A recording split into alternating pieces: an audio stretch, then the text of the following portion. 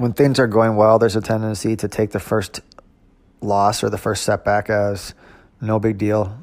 And you rationalize it by saying, well, it's been going really well, this is bound to happen, or things like that. And then in the process, you miss the lesson, the important lesson. And then eventually, when things get worse, you start having more problems, but they're maybe a lot smaller financially, but emotionally and psychologically, they feel way bigger because your confidence is down. And somewhere along the line, you lost yourself, lost your confidence, lost your momentum.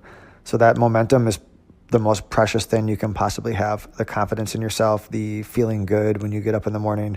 Nothing's more important than that.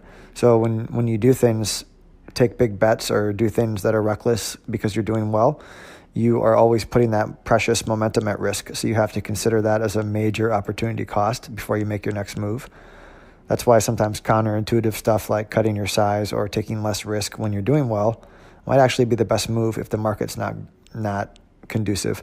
If the market is flying around and you're doing well, or you understand something that's been proven to work, it might be time to really be aggressive.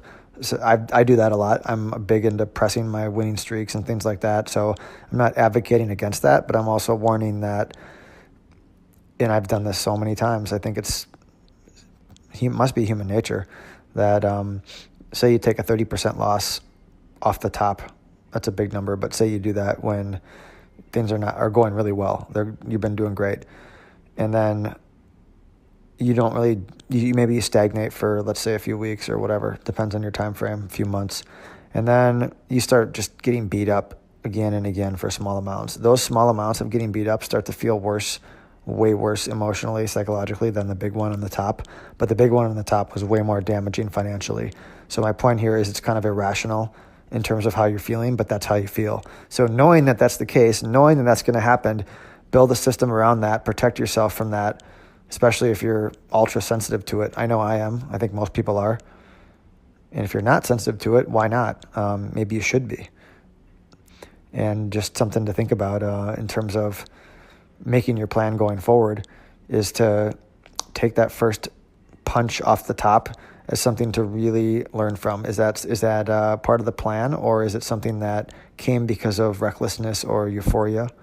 And the reason I say all this now is lately myself, I've been fortunate to have a decent streak, and I'm just feeling less exposed to my risk.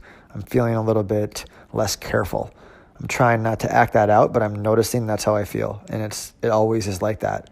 So I'm talking to myself as much as I'm talking to everyone else about how that is, and how the thing I need to protect myself from then is that first big step off the top, and make sure that I can do whatever I can to anticipate that, because it's constantly a game of preserving momentum and surviving. So preserving that momentum, and because if I preserve the momentum long enough and I shake off the euphoria or shake off the feeling of not scared of risk, what happens is I go to that neutral state, or the state that we talk about you feel like after you're on vacation or something, where you don't really care and you don't have to do anything. And if something doesn't pop out of the screen or pop out of the world at you, it doesn't matter. And that's a great place to be.